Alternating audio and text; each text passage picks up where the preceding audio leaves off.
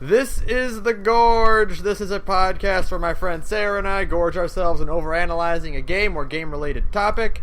This week we are talking about Tales of Xillia for the PlayStation 3 and nothing else. You mean best Tales? Best Tales? 10 out of 10? 100 out of 100? Best Tales? Best Tales! Oh, it's the best. Oh my god. Oh my god, it's so good. Like, it's rare. Like, we talked a lot.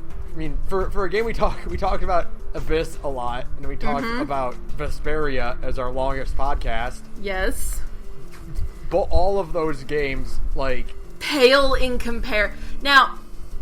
They all have, like, their like, weak points, but, like, Xillia really doesn't. I mean, it has weak points, but those weak points are so minor in the grand scheme of how much fun it is that you really don't care. Like, there's Xillia is definitely flawed, because what is a Tales game if it doesn't have flaws in some way? But it's so good. When it does it right, it does it so right. Oh man. So yeah, we're gonna start off with our usual, just like, spoiler-free portion of it. So can we start with the single? Despite how good the characters are, despite how the story is actually pretty good, it falls in second place to how good the characters are. The single best portion of Xillia, and even Xillia 2, is the combat. Dude, the combat system in this game is, like, it doesn't get any better. It is the best Tales has ever been, and judging from the way Xillia went, it's the best Tales will ever be. Instead of breaking away from the usual pattern of standard 3 to 4 hit combo, plus basic art, plus arcane art, breaking away from that and just giving you a set of actions you can perform, like, and then your meter just runs out, it literally brings it that much closer to the whole, this is a Xillia fighting game is JRPG basically a thing. fighting game JRPG, and not just any fighting game. It's Marvel vs. Capcom and Tekken Tag Tournament. It's the best parts of fighting games where you have cool And I mean, it gets to the point now. I know that things slow just get frame rate crazy. is usually a bad thing in video games, but there's nothing more satisfying in Xillia than when shit gets so crazy that you drop frames. Okay? Which is blasphemy for a fighting game, but for a game like Tales, where it's all single player like, anyway. Oh, well, some shit's going on. It's great. Now. If you're putting off, like, that many arts, if the enemies are casting that many arts, you've got them going off. It's Elise and Rowan casting at the same time, and all of their arts are really, really flashy, and you start dropping frames, you're just like, yeah, baby, that's the shit. Yeah. Oh, that's like, it's like the point in Mega Man X where in Armored Armadillo stage, where literally every version of the game has it and no one has ever tried to fix it because it can't. There's the point at the end of Armored Armadillo stage where there's so many single shot enemies on the screen that it completely slows down every single time without fail. It is like the best part of that level. So everything about Xillia's combat system is good. It's exciting and engaging. The smartest thing, and honestly, it is a damn shame that it went away with Vesperia and all the subsequent titles, is dual arts. Link arts are probably the coolest development the franchise has ever had. Yeah. And it's a damn shame that they're gone. Berseria brings back dual mystic arts, which is awesome.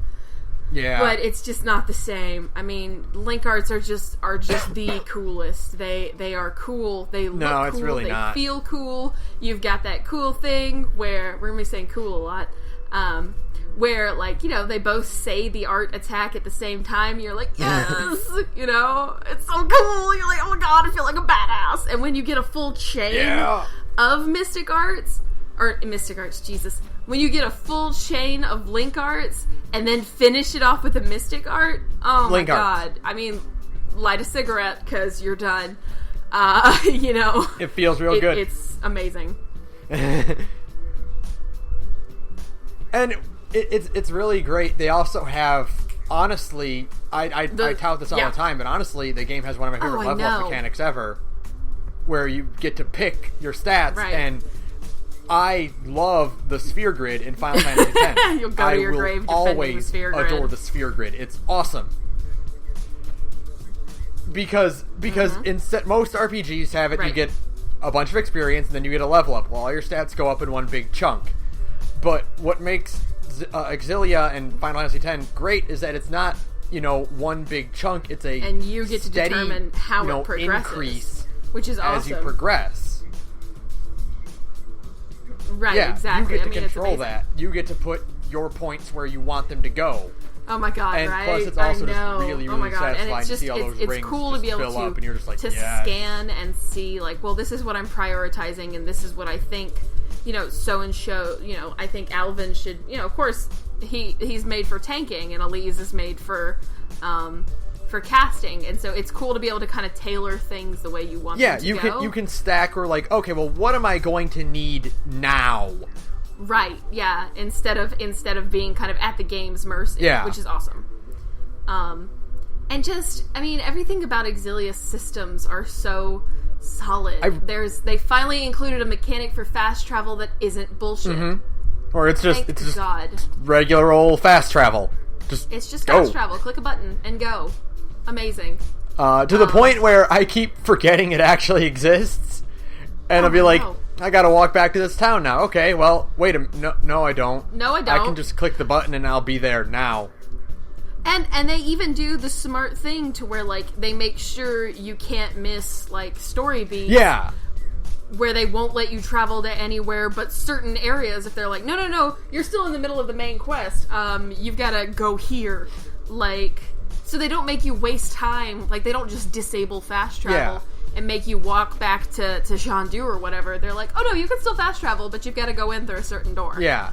It's good on you. It's really cool. And I think it's really neat that Xillia is like the first game that doesn't have like dedicated roles. Everyone kind of has a dual role. Yeah. Like, your healers are Jude, Elise, and Leia, but like Jude and Leia are also both, melee characters, and Elise is also a regular spellcaster. She's like a crazy broken spellcaster with really, really awesome dark themed arts. Mm-hmm. Amazing. I don't know. I don't know. Maybe it's just my perception of it, but I feel like casting times in Xillia are generally overall faster than previous games. I think you're right. I think everything about Xillia was tailored to kind of speed up battles. Not that they were slow in Vesperia and Graces, but they're even faster in Xillia. They're just like lightning fast little short engagements where you're just it's amazing. I could just... And you can swap in party members on the fly. Oh my god, yes. That's the and we're not going to get into we're taking a solemn oath of not shit-talking Xillia 2 today. But one of the stupider things Xillia 2 did was remove the ability to swap cast members in and out on the fly. Yeah. Because it just kind of removed an extra like layer to battle. It's never bad to have more options. Even if you don't use the options, it's never bad to have more options. All things being equal, it's never bad to add more things you can do. Right, exactly. And there's never...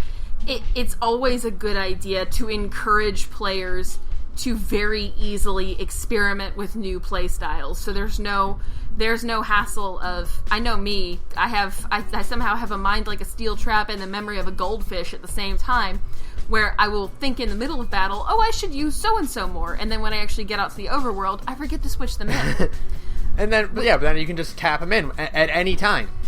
Exactly, and it's so smart. It's a good way to encourage people to go, like, hey, try a different playstyle. Try linking up with Rowan instead and see what you get. Try linking up with Leia instead of, if you're playing as Mila, don't just link with Jude. Link with Leia, because turns out she's got an awesome link art set with Mila. And you learn. I mean, it's such a smart way to just encourage you to really get your fingers into the game's systems. And it's by tying. I'm really kind of divided on the idea of removing the grade system from the battle system. Yeah, that is one of the things I dislike about this, is that there is now a set finite amount of grade you can get in the game. Yeah. And it requires you to do certain grinding tasks instead of just be really efficient in combat. Yeah, but at the same time, no, go ahead. The problem with that is that grade only serves to reward players who are skilled. Yeah. Because it gives you New Game Plus options. Having it be attached to basically the same thing as basically being in-game achievements, I think, takes away from the idea of just play good. Yeah, I'm totally, I get that. I'm definitely glad that Xillia and Berseria bring back the traditional grade system. But, at the same time, I appreciate the thought behind it. I understand why they thought it was a good idea, because it does, again, encourage you to try new ways to play the game. Yeah. Or, because, again, you are rewarded grade for, being linked up with so-and-so for X amount of time. So it kind of forces you to be like, well, hey, try linking with Alvin, or try linking with Rowan and see what you get. And you might hate it, you might love it. You don't need to be linked together that long, fortunately. But it is a smart way to try and make people try new things in the game. Again, maybe it's not entirely successful, but I get the thought behind it. I mean, the ideal part of it would be increase the amount of things you have to do. Like, you have to link with X character 100 times instead of 50. And you get more grade for it, or you get the same amount of grade, but also give general grade based on just overall performance in battle, efficiency in battle. I agree with that for sure. I think if you got more grade for unlocking titles, but you got a minimal amount of grade for battles, so you're still being rewarded at the end of the game, I think that would have been the best balance system. Yeah. If the highest amount of grade you could have gotten from a fight, even a boss fight, was 20 grade, and then you get 100 grade for finishing the game on Jude's side, and you get 100 grade for finishing the game on Mila's side, I think that would have been a good balance. That would have been fine. It's just one of the, and it's only been in 2 games of the ones that we played where you getting 1,000 grade for beating the game. That's always fun. And then Vesperia didn't do it. Xillia doesn't do it because Vesperia likes to punish you. But even in Vesperia, you can grind it out. So it's just I just don't like. It's kind of the reason I also. I mean, I know this sounds stupid because I love Awakening so much. It's also the reason I stray away from most Fire Emblems, is because there is a finite amount of EXP you can gain in earlier Fire Emblem games. Really? Which requires a lot more thinking than I am willing to do. The work. Yeah. I'm willing to put in the work if you reward me. I'm willing to put in Spoken like a some true work. Kingdom Hearts player. I'm willing to put in some work, but not that much. Right. I'm only one man. Then you'll get the bitch ending you deserve. God, getting everything in Kingdom Hearts 2 Final Mix is I looked at that list and I'm like, Kingdom Hearts 2 is my favorite game in the entire series. I've probably sunk more hours into that than any other game in existence, only because Chrono Trigger is short in comparison. Right. I am never going to completely platinum Kingdom Hearts 2 Final Mix. No. That's never going to happen, because that requires skill in not only in combat but in gummy ships that I simply do not have. You have to ace every single gummy ship mission. Not just beat them all. You have to ace them all. No. What the fuck? No. And I love gummy ships, but not that much. Oh my god. We're getting really off topic, but it does kind of pull back to the Xillia thing, because Xillia stuff is like, it's not even fun grind. No, like, it's a lot of it is busy work. Yeah, it's busy work. Because, like, in Vesperia, you can grind and get, like...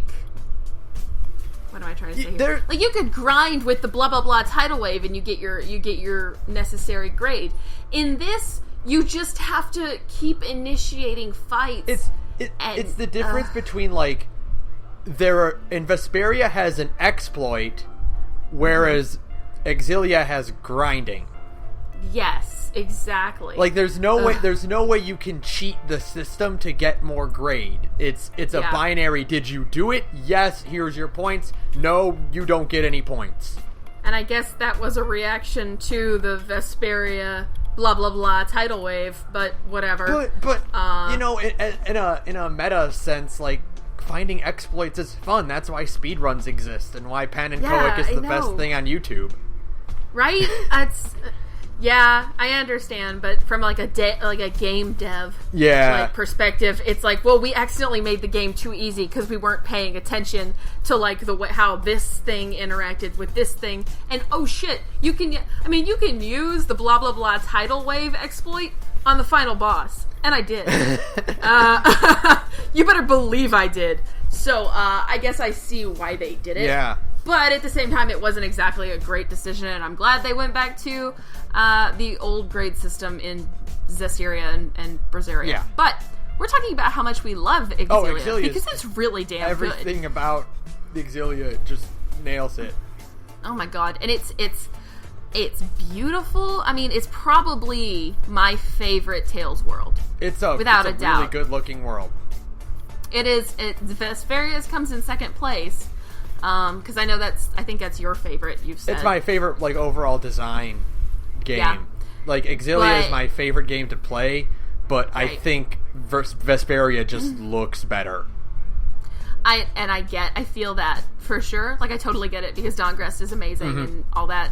But, I just am personally such a sucker for Xillia's, it's Chinese kind of, it's drawing very heavily from China. Yeah, it's aesthetic, and, you know, it, just the way it pulls from all these different aspects of, like, Chinese culture. There's the huts in Niakara that pull from, like, Mongolian culture, I think. I'd have to go do better research, but I'm pretty sure, you know, the yurts, I guess they're technically called in Niakara. There's the Canbalar, which has it's very narrow and tall. It's got prayer flags. Jandu is just, its name comes from the word Xanadu, from like the idea of paradise. So all of these things they come together, and it's such a nice, unique take on a fantasy world. It's the same thing as when Final Fantasy X, speaking of which, decided to forego the traditional the traditional Western fantasy, and they went with a Japanese fantasy world instead.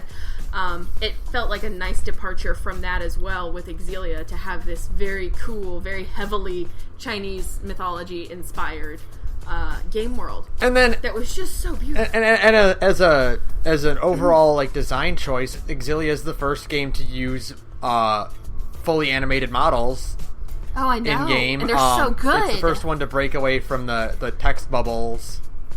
Yeah, it went full cinematic. It just has subtitles now. And it's like for the better. Like, honestly, for like the better. That's an aesthetic that I'm not sad to see go. And honestly, for it being the first foray into kind of like a more cinematic story, they do a great job. Yeah. There's a lot of really well, and not even like the anime cutscenes, just the in-game cutscenes using the models. They're very well choreographed. Yeah. The cinematography is really solid. The camera angles are dynamic.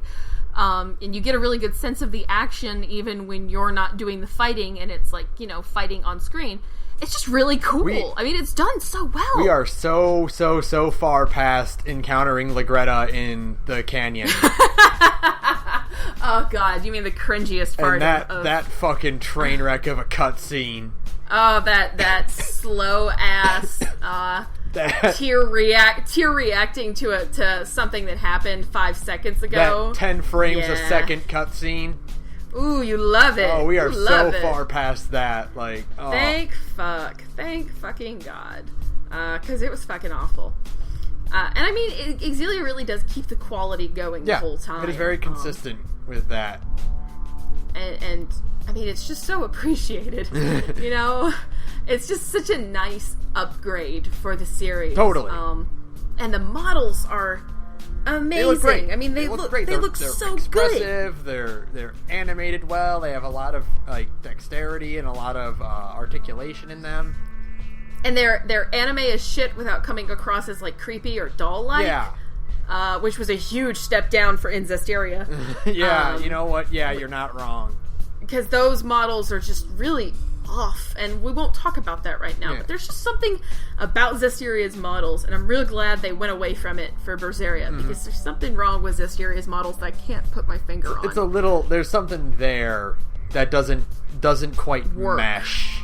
Yeah, it's just something about it. I'll figure it out before we talk about Zestiria at some point.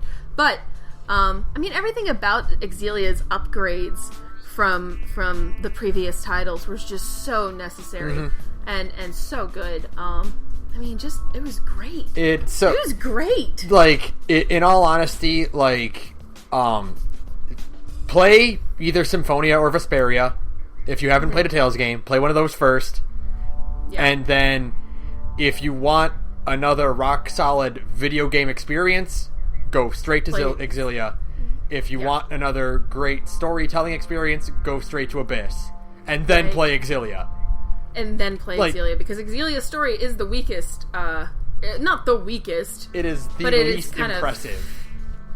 It definitely, the story doesn't really.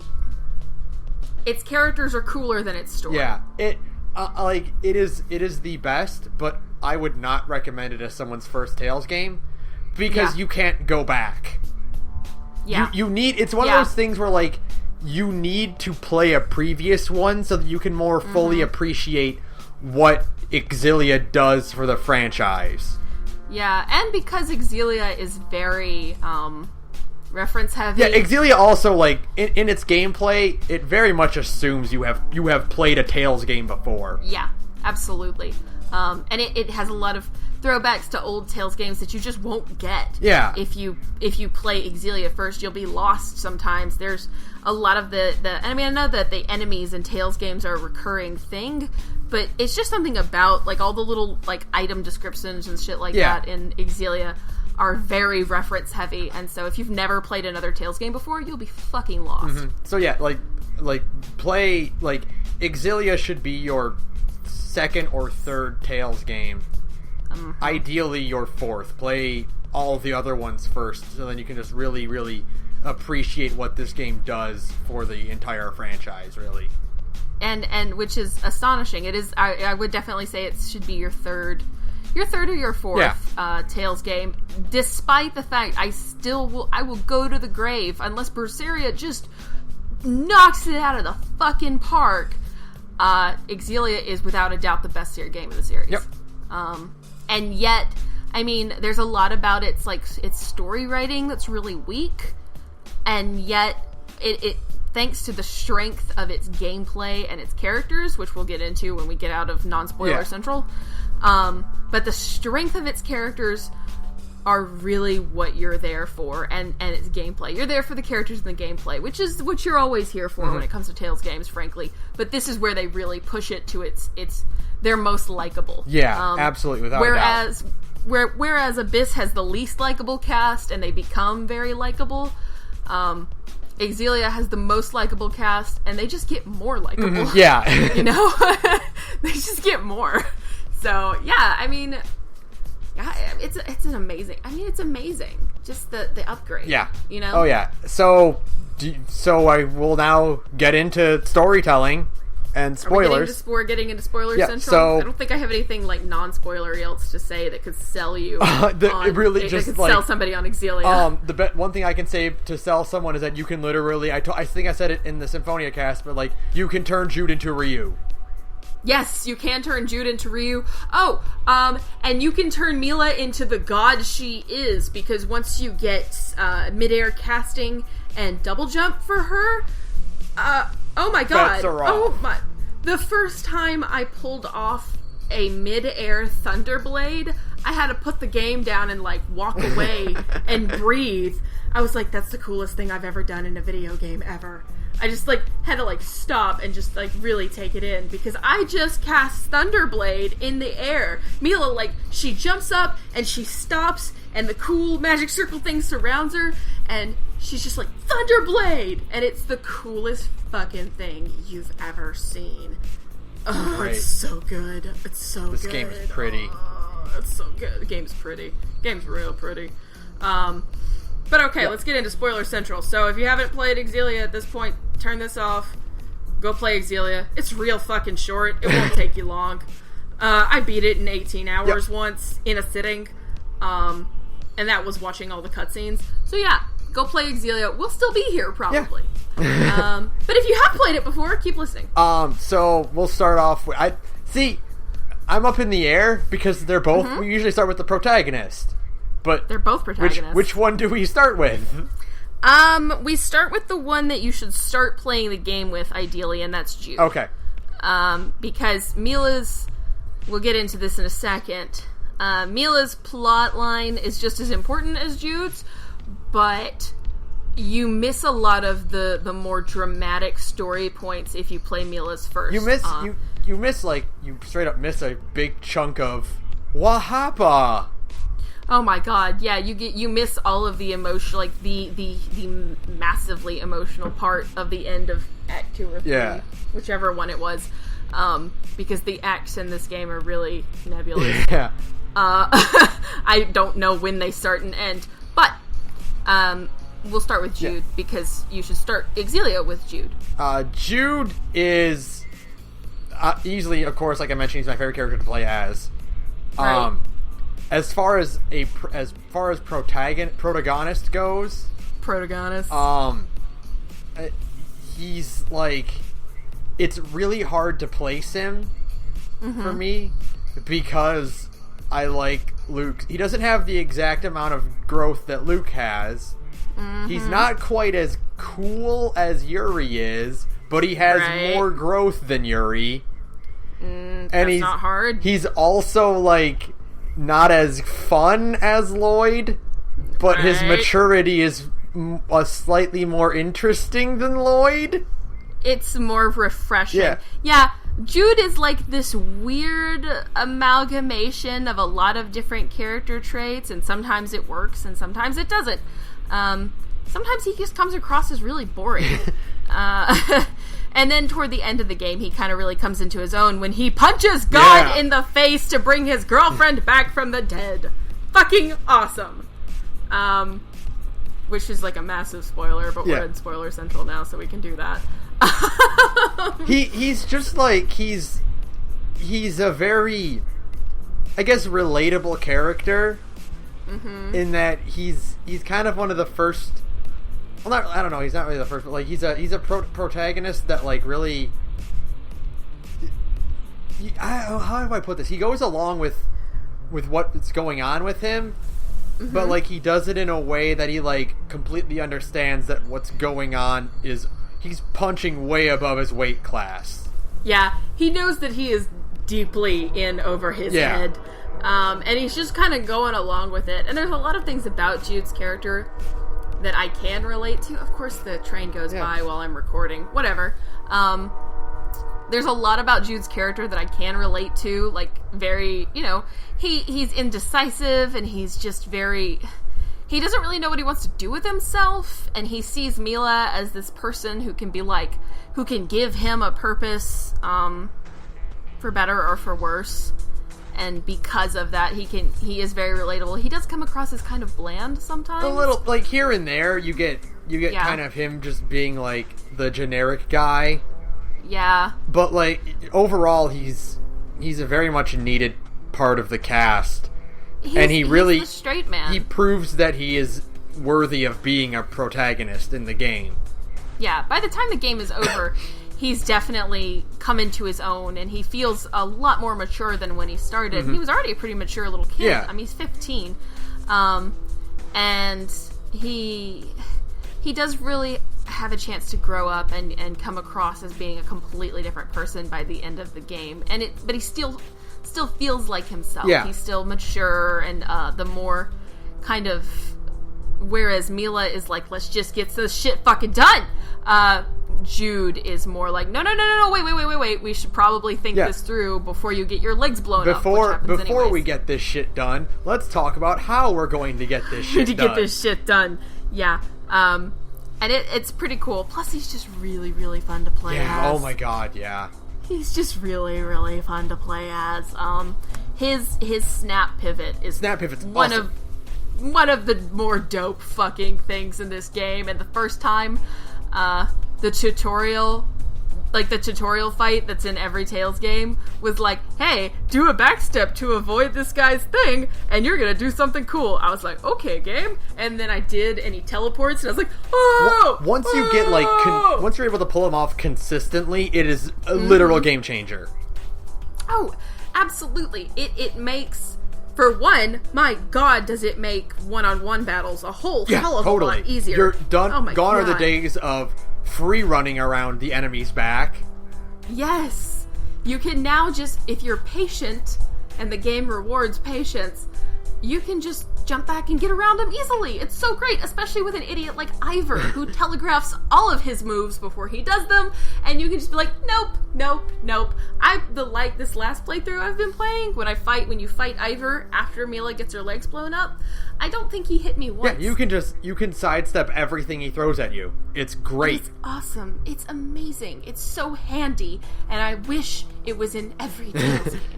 There's a lot about Xillia that I just wish was in every single Tales game, because the systems are so solid.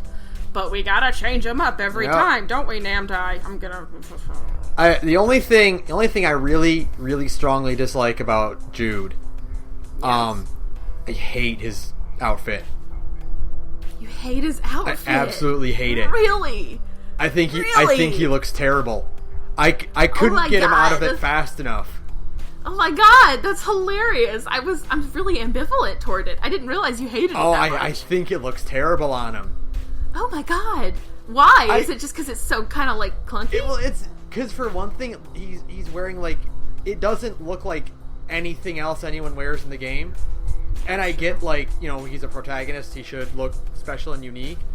But in every other Tales game, even Luke, his fashion aesthetic still fits everyone around him. Right. Jude wears this onesie with leather gloves and work boots, and he's supposed to be a doctor. Yeah. X2 does a lot of things wrong. It did not do Jude's redesign wrong. Oh Jude's redesign in that game is so fucking good. He looks way better in X2 than he does in X1. Especially when you get his jacket off. Yeah. Oh man. I think he just looks... everyone else looks great. I think Jude just looks terrible. Jude is pretty bad. I like his school outfit way more, and I put him in that as soon as I could. Yeah, I feel that. I wish his school uniform, or his nurse outfit, basically. Yeah. I wish it wasn't so overwhelmingly white. Yeah. Because, I don't know, there's just something about, monotone color schemes that I hate. But there really is no way to improve on his outfit either. I'm not crazy about it, but I put him in his alt colors once, and even that's just the problem. Great. It's the same problem I have with Superman's redesign, is that there's nothing to break it up. Yeah, it's just blue. It's just one big color all the way through.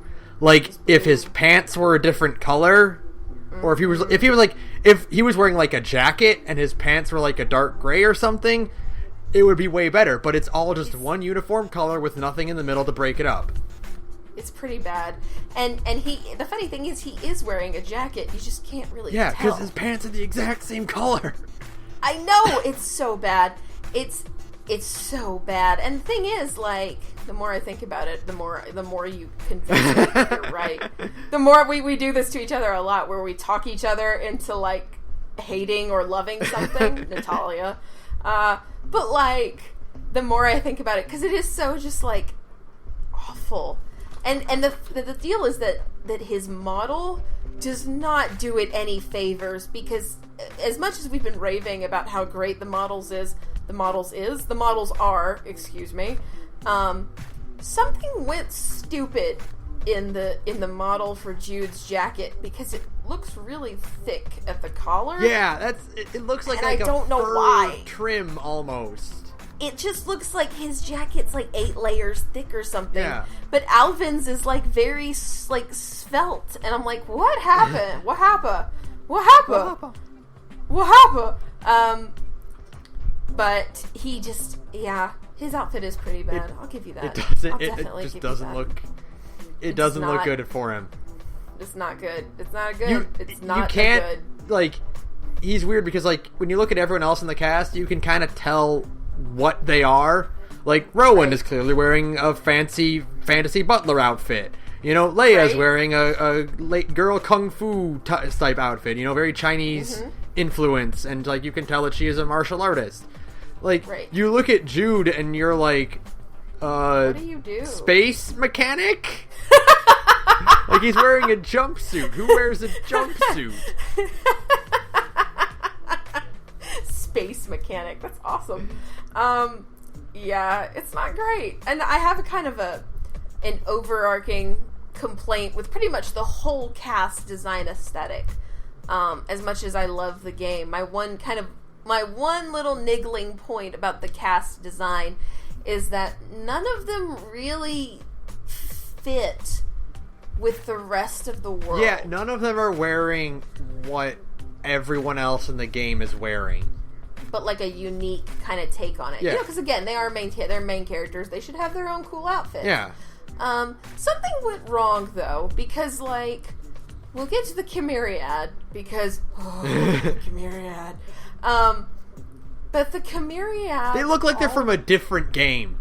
The Chimeriad look like they belong in Xillia, because they've all got the same kind of unifying, very solid color schemes. There's a very distinctly Chinese aesthetic going on in every single one of their outfits, and they're not overly busy, but they are complicated enough to do justice to these new models, which was the whole point, I think, of all of these overly complicated character designs we get now.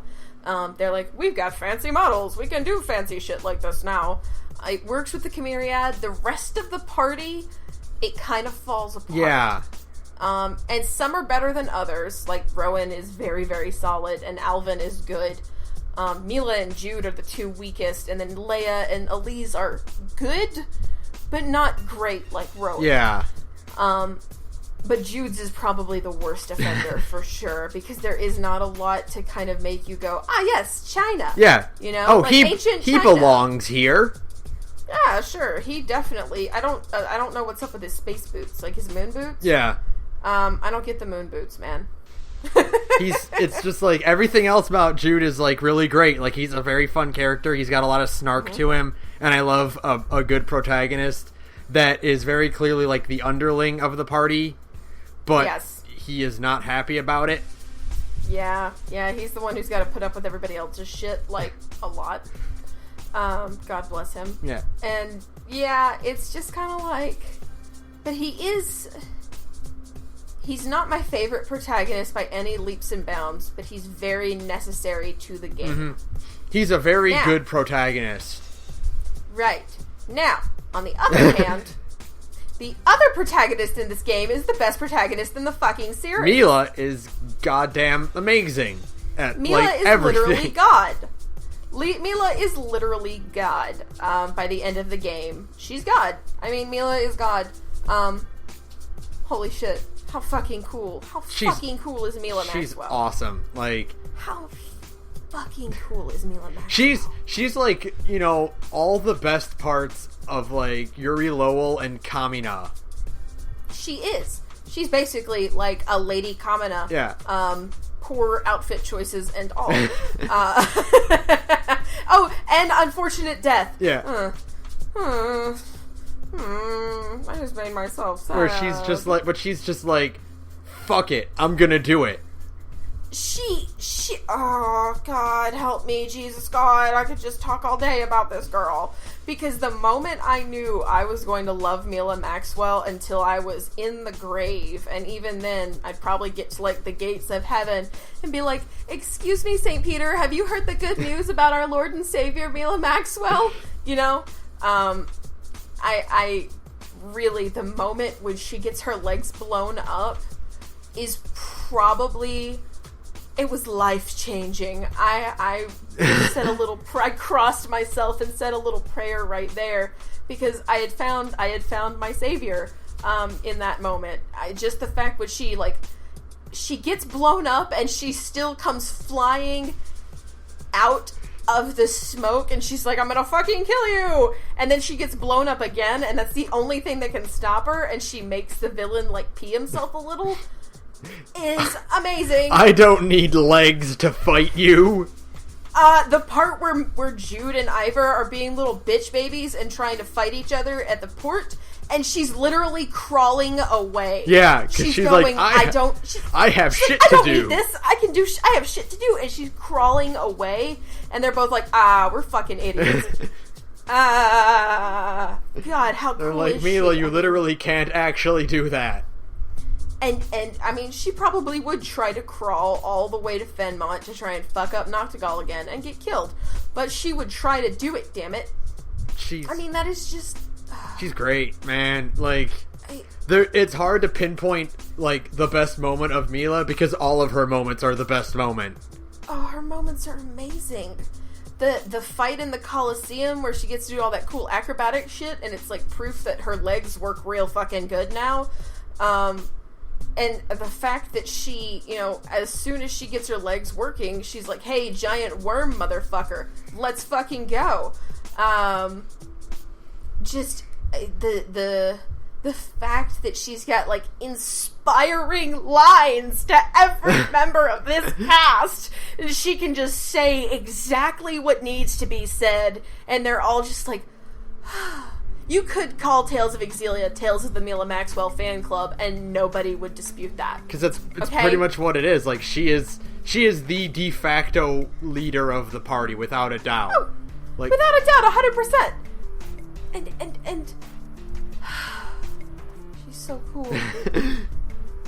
She's so cool, and she has the most bullshit boss fight in the entire fucking game. And every time I think, I should replay Mila's storyline, I remember that you've got to fight fucking Muse in the goddamn afterlife. And all I can think is, I'm gonna fucking kill myself. Because just thinking about it makes me angry. That harkens back to, why do Tales games keep giving us one-on-one duels? They never work right, because Tales is a game based on party mechanics. Oh god, and it's so... Like... so bad. Like, you know... The fight between Luke and Ash is awesome. The fight between Yuri and Flynn, both of them have the best music in the entire game. Those fights fucking suck. Those fights fucking suck because they're supposed to be cool, dramatic fights, but you spend 95% of them running away from the other guy. Yeah. You know? Because you're like, fuck, I can't heal. I've got to run across the field, eat a lemon gel, and then get back into it, and wash, rinse, repeat. Yeah. With Jude, you can backstep everything and snap pivot everything and dodge it all, but Mila doesn't get that. Mila just has instant spells. And Jude's got a healing spell, and it's a quick spell. It doesn't heal a lot of damage, but it takes I think it takes a second to execute. So you can kind of you can backstep without having to free run away like a fucking idiot. You can backstep, heal, guard, snap, pivot, and attack, and you're back on the attack, and it's all very fluid, and you feel cool when you do it, you know? Not so much when you're fighting Muse with Mila, because one, Mila doesn't have a fucking healing spell, and two, Mila doesn't have a fucking healing spell, and three, Muse's fucking art list, I'm vomiting blood. I'm vomiting blood, and there's a red ring in front of me, because I hate that fight. It's so bad. It's the least fun I've ever had, and I admit I did it to myself because I played it on Unknown, but still, I had never had a hard time with that game on Unknown until that moment, and when I got to it, I thought, alright, this is the point where I cut off my own legs in rage. Because Mila is, like we said, she's the leader of the party, but, like, she needs a party to lead, because she's a spellcaster, and even if she does have instant spells, in order to deal the heavy damage, you need a second to actually cast the spells. Yeah, exactly, because her little quick spells are cool, and the spirit shifting is a cool concept, as having like a true spell sword character. Like, they attempted it with Kratos and Zelos, but they're either casting or they're on the attack. They're either healing you and casting first aid, or they're on the attack. Yeah. Let's be real. That's the only reason you have Zelos cast any magic in that game. But Mila is a true spell sword because she can get off really fast little instant spells that take no time to cast. There is no casting time. She just flicks it off and you just spin the TP and the AC. But to get like the hard hitting spells, you've got to fucking do this some old fashioned bullshit. Yeah, you've got to. There's a casting time. You gotta wait. And it's the worst with Muse, because Muse has all of these little bullshit. Like, her fucking hair attack spell, like, her hair attacks can guard break. I'm getting mad thinking about it. It's so hard. It is so hard. And I lost that fight like 30 times, and I might have cried a few times because I didn't want to turn the difficulty down. And after a certain point, the game is like, hey, you can turn the difficulty level down in the settings before the fight starts. And I'm like, fuck you, Tales of Xillia, you won't beat me. That's like unlocking easy mode in Devil May Cry 3. Oh god, it's bitch mode, basically. It's Here you go, baby. Here you go. It's okay, baby. We'll cry your tears and change your... Fuck you, Tales of Xillia. I'll beat this game on goddamn Unknown mode. Mila would be upset with me if I didn't beat it on Unknown. She'd be ashamed of me. I don't fool with that. No, fuck that shit. No, I'm gonna fucking play that game the way God intended it to be played, and that is hard as balls with half the game chewing on you at the entire time. It's great. So yeah, Mila Maxwell's fucking awesome. And then I do have one nitpick about her, like I did with Jude, but it's a different problem. What? Hey, why did Mila's voice actress record all of her lines in her bathroom? It is really weird. You can hear it. You can hear the echo and like the hiss in every line of dialogue Mila has. It's really weird, and I don't know what happened there. It's better in X2, but like it's very clear she's recording in a different booth than everyone else in X1. Yeah, it's really strange. Although it did produce the idea that the Lord of the Spirits has a lisp. Which, yeah, I really like that idea. Like, that's... It's cute. It's really cool. cute, and like it's a neat little humanizing quirk to her character.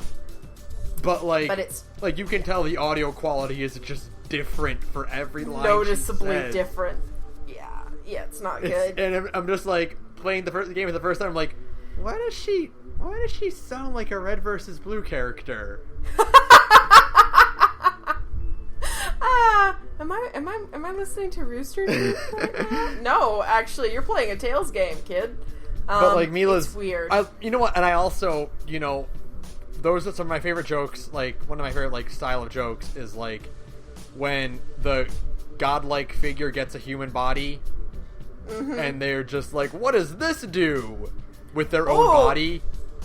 Oh man, she has there's an awesome skit where she gets her first head cold, because, it was like it's raining or something like that, and she sneezes, and like everybody else they're going through the mountains, and you get a skit, the snowy part, and you get a skit where everybody's bitching about how cold it is, and Mila's like super excited because she's never been this cold before, and she gets a head cold, and when she sneezes, she goes, "Ooh, mucus!" And she gets really excited, and I'm like, I love you. I love you. Or when she literally collapses in the street because she remembers she needs to eat now. Oh, I know, it's amazing. And she when she's like when you first meet her, and Jude's just like, man, some fucked up shit's happening. She's like, he's like, what are you doing in a skit? She's like, I am hugging you.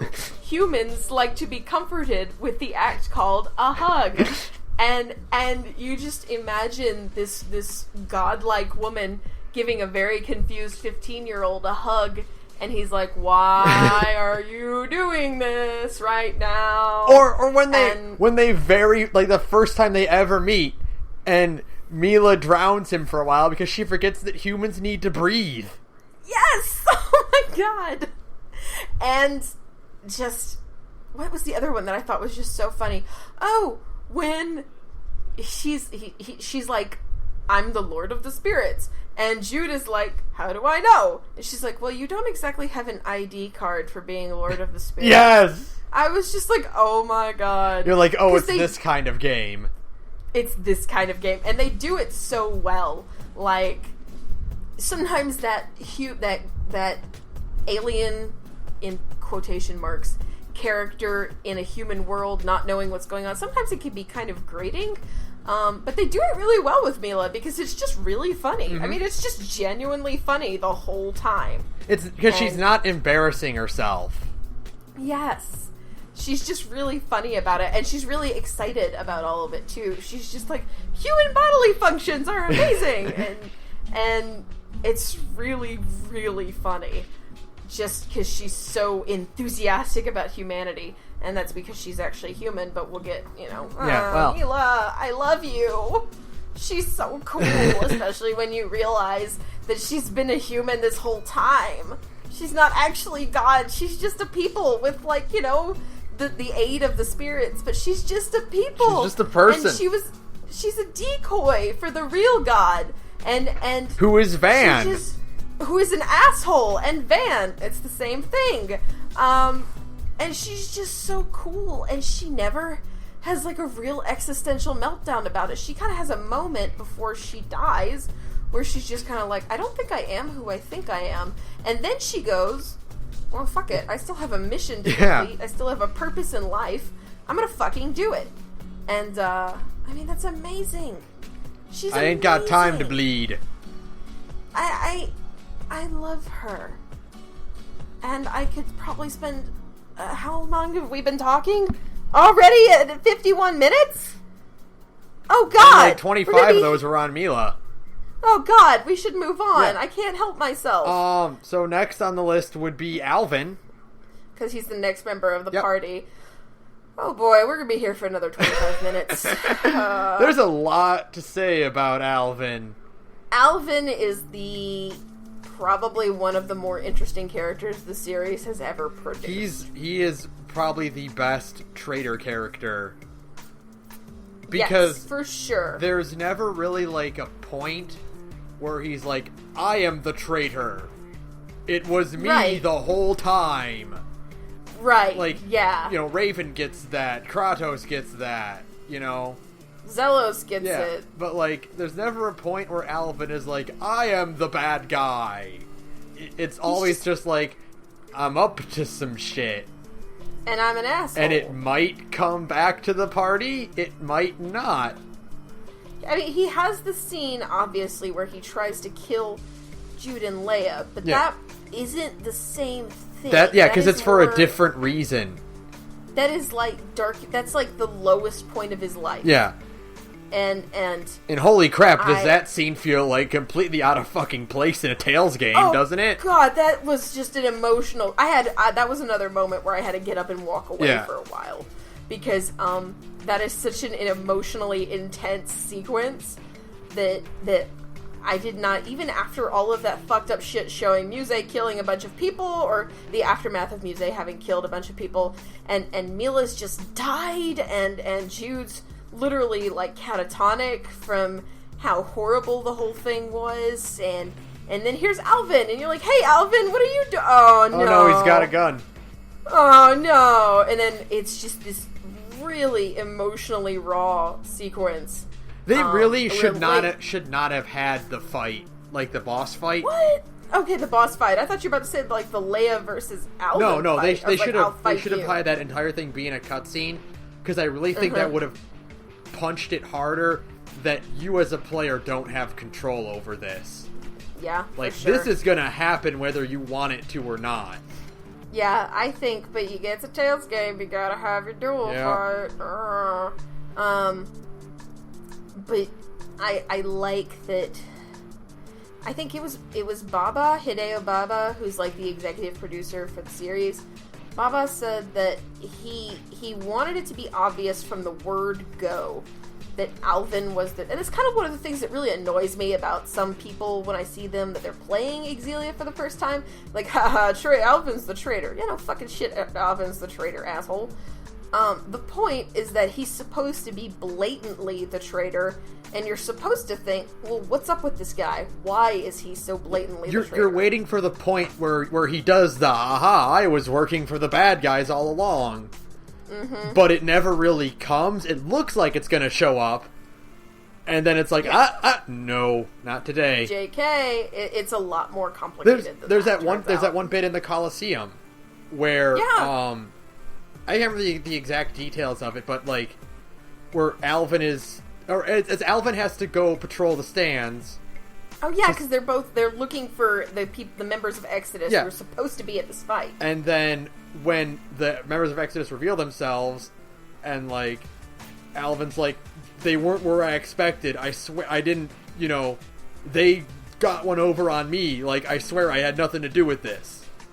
Yeah, and I like that. I love that because scene. like you get the same idea of like despite their planning, the members of Exodus still won. Because of a character's thing. But it's not that he betrayed them, it's that he screwed up. He made a mistake, and like, but he's, as the traitor character, to make a mistake like that is something they're like, oh, well, I didn't expect it to go down that way.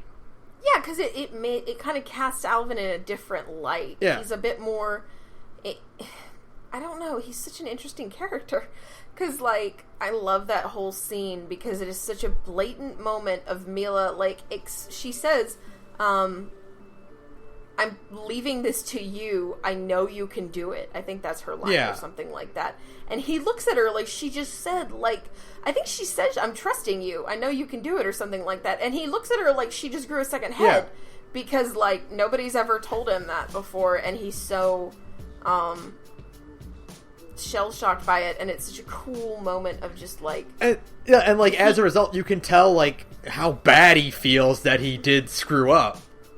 Oh yeah, for sure. And when he has these other moments where he keeps betraying the party, and you're like, why are you doing this? And it comes across not as like, I mean, he's an asshole, yeah, for sure, but it doesn't come across as like, I'm the bad guy. It comes across as, like, pathological. Yeah. Like, it's the only way he knows how to function as a person. Which is true. Yeah, it feels more like, instead of him being like, I only look out for me or whatever, or like, I have to pick the winning side, he's just like, I can't help myself. Yeah, it's literally like, I don't know how to trust people. I don't know how to relate to normal people, and to just let somebody trust in me. And so Jude and Mila are very confusing factors in his life, and he does seem to admire them both a lot, because his mom mentions that in her letters from Alvin, in quotation marks, he has 2 cats that he named Jude and Mila, because he tells his mom like nice lies. Yeah. But, he, at the same time, it's clear that he thinks very highly of them. Yeah, and exactly. He thinks that they're very interesting people, and he wants, when the scene happens when Exodus, or when the Olympian army shows up at Fezabel, like when they punch a hole through the schism, and the Olympian army shows up to fuck everybody up, he points his gun at Mila, because he's like, well, Mila is Maxwell, and if I kill Maxwell, or her physical body, then the schism will be dispelled and Exodus plans get fucked up. But at the end, he hesitates because he likes Mila. Yeah. He likes Mila. He respects Mila. And in the end, it's just kind of like he can't pull the trigger. He's so interesting. It's really good character writing. And I really love that he and Elise get the pre-battle conversation together. Oh, I could cry. Because those so are like much. the two characters that like it's a relationship you didn't expect from this game, and like out of the party members, those are the two characters that needed to have that conversation the most. Oh, for sure. Where it's just because at the point where Alvin is in the story, he's just betrayed the party in probably the worst way when he attacked Jude and Leia, and nearly killed Leia because he shot her. And so he's at his like lowest point, and he's with the party because he doesn't really have anywhere else to go, and none of them really trust him, and nobody really knows what to say to him. And he says that line, "It's a lot harder to make friends as an adult." Yeah. Which, when you are an adult, that's a really punchy line, because you're like, fuck, yeah, it is. And he doesn't really, in his heart, he doesn't really have any friends at that moment, because he fucked up with all of them. And at the beginning of the game, that's where Elise was. She didn't have any friends except Tipo, and Tipo is not a friend. Tipo is just herself. So she was really lonely, and she just decides to, like, open, just kind of like stretch out a hand and be like, okay, then from now on I'll be your friend. And it's such a beautiful scene, and I could just cry thinking about it because it's so good. Oh my God. It's like it's like a really good cap on both their developments. Mm-hmm. Where, she's able to open up to someone like him, and he's proven himself worthy for real of actually being someone's friend. And like, out of all the characters, I think he needed that from Elise the most. Oh, absolutely. Just like real, just affection and friendship, because I've been replaying it. He dotes on Elise a lot. He kind of keeps an eye out for her, and he's like a big brother. He messes with her, he teases her and Tipo. But at the end of it, she kind of like reciprocates and kind of gives him like the older brother treatment. And like correct me if I'm wrong. I think I'm remembering it. Might be remembering it wrong or anything, but like, I think he prioritizes her over a lot of the other characters. Like, I seem to remember him trying to like defend her, and in cutscenes or and stuff like that, like trying to defend her or keep her behind him. Yeah, he's the one who goes after when Tipo is taken at the Colosseum. He's the one who goes with Elise to get her back, and he's injured on her behalf. Yeah, when Exodus fucks him up. So he's, even for all of his flaws, he does think very fondly of Elise. And I love that character, because he's not one of my favorite characters in the series, but he's up there. Yeah. And he's just so interesting, because he's very pathological, and he comes across as being very self-sabotaging. Yeah, exactly. He doesn't really know how to be happy. And he doesn't know how to be content, because contentment makes him nervous. And you can kind of tell.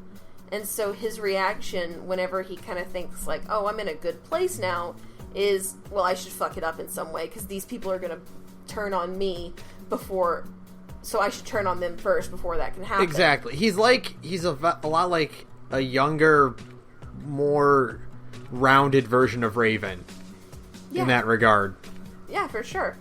And it's just really, he's just really a great... The whole cast is so good, and he's just such a good testament to the writing power, the character writing power in the game. Not so much the plot writing power in the game. Yeah. But the character writing power, too, because you get a good idea of the fact that he's an Olympian, and Rizamaxian's society is based entirely around spirit arts. But as an Olympian, he can't cast spirit arts. So he literally exists on the outside no matter what he does. Yeah, of every part of society, basically. Exactly. He has nowhere to go. And so when he falls in with these people, he doesn't really know what to do with himself. And so he keeps fucking up. And when he finally does kind of find his feet and decide, like, all right, I'm done. I just want to be comfortable for once. It's kind of like he doesn't know what to do with himself. He doesn't know what to say. And then there's Elise going like, hey, I will offer a hand to make this a little bit easier on you. Yeah. And it's just beautiful. Beautiful scene. Oh, The little kiss on the cheek. I know, right? That's it. So that's like it. You're just like, okay, no, that's it. I can't handle this anymore. I'm gonna die. Just the little kiss on the cheek is so cute. And I really think, if I'm remembering this right, I don't think Tipo speaks at all in that entire scene. I don't think so either. I think maybe at the very beginning. A big deal. Yeah, and that's a big deal. Yeah. Because Elise, it's like a sign that Elise is getting out of her shell, because Tipo was there to coax her into opening up just somebody when she was at the Labari Institute. And we can probably just roll right into her. Yes, we can, because she's the perfect child character. She is. She is the best child character in Tales thus far. Maybe Laphicet's better, but we don't know yet. We don't know yet. Probably not, because Elise is the impossible high bar that can never be surpassed, because she's just so perfect. She's so cute, and she's relatable. She's petty. She's 12 years old. And she acts like a 12-year-old. She's bratty sometimes, but, she wants attention because she's love-starved. She wants Mila to notice her, and she's visibly wounded when Mila just kind of brushes her aside because Mila doesn't know how to handle children. She's such a normal 12-year-old character without being an annoying brat. Yeah, exactly. And even when she's being a brat, she's not. It's in an unlikable, endearing way almost. Yeah, exactly. Oh man, she's so good. She's like the writing for her is just great, and I think a lot of that is owed to Tipo. Yes. And the way that relationship goes, from when you first meet him to him being the quirky mascot character of the game, and then having them go in depth about what he really is for Elise, and that his he's the internal thoughts for her, right? And that whole moment where basically her world falls apart around her when she learns that, and she's near catatonic as a result of it. And she's super angry, and justifiably so, but she takes it out on the wrong people because she lashes out at Leia, and it's really sad because you're like, baby, no. And just that whole, that it was handled really well. Yeah. I read somewhere that they did that when they were writing Elise, the decision was made that for every 2 lines she spoke, Tipo would speak 3. Really? I didn't know that. Yeah, I was reading that somewhere that they would have a 2-3 ratio. To kind of represent the fact that Tipo is more her voice than even she is, because she doesn't really know how to express herself. Because she's 12. Yeah. She's an orphan 12-year-old with a really fucked up life. Come on. And she's just so cute. Just getting away from how well written she is. She's just absolutely so adorable. Cute. She's just so fucking cute. And you just want to bundle her up in your arms and wrap her in a blanket and give her some cocoa and just watch a cute movie with her and be like, you're my child now and I love you. She also has the best mystic art name in the game. Scary Garou is awesome. Yeah. Fuck yeah, it's such a good name. Awesome. Oh my god, Scary Garou is amazing. And it looks cool too. She is really one of the most beast casters in Tales game. Holy shit, what a smart, they went overboard on how smart her AI is. Her AI is so smart that it loops around to being, almost unfair to the game. There will be parts where, I don't even know what she's, I swear she's stacking spells. She is! And you're just like, what the fuck is going on? You get into a rhythm, cool. And you don't need to worry about your stats at all. She's got it covered. You do not have to worry, because her casting time is fast. Yeah. Her spells heal for a lot. And she has link arts that can heal for even more. And she has awesome link arts with Mila, because I think it's Tipo Cannon or something like that. Yes. Is amazing. All of her link arts are so much fun because they just involve hitting things with Tipo. I have a Tipo blanket. I love this game so much. by the way. I love Tipo. I have a big giant Tipo blanket. Tipo is shaped like a friend. Right now. Tipo is friend to all. None of my friends believe me when I tell them that, because he's really creepy looking to them. But I'm like, Tipo's cute! Which is great, because that's Elise's response too, and nobody in the game believes her. No one seems to understand that Tipo is a friend. Tipo is friendly and cute, and I love the part when you're about to go to Jeondu with the whole party for the first time, and Alvin convinces Rowan to let Elise come along, and Tipo looks at Rowan and goes, "You're stuck with us, butler!" And then eats his face. And I'm just like, yes. See, I love this ridiculous mascot character. It's great because, like, and it adds so much to her because, like, yeah, it's terrifying to realize that, no, Tipo is not sentient and Tipo is just an expression of her personality. Right. And then, after that, you're like, oh god, all the really crazy funny shit that Tipo said came from this 12-year-old. And it's really funny. Like, it loops back around to just being hilarious, because just, like, the things, because after that point, when Elise becomes aware of it, that, like, oh, Tipo is my inner voice, sometimes Tipo will say things, and she's like, shut up! Yeah, exactly. It's so good! Which she, like, I think at some point, Tipo, like, insinuates that Elise has a crush on Jude, because of course she does. It's a Tales protagonist and a 12-year-old girl, of course. You know, she says that, and she's like, Tipo, shh! You know? Yeah. And I'm just like, awesome. It's great. Awesome. Like, that just, at first, it crushes you, and it kind of ruins the dynamic they have, and then they rebuild that dynamic into something better. And it's so much funnier. Mm-hmm. Like, it's such a good way to handle the change between Tipo being a character and Tipo being an extension of a character. Yeah.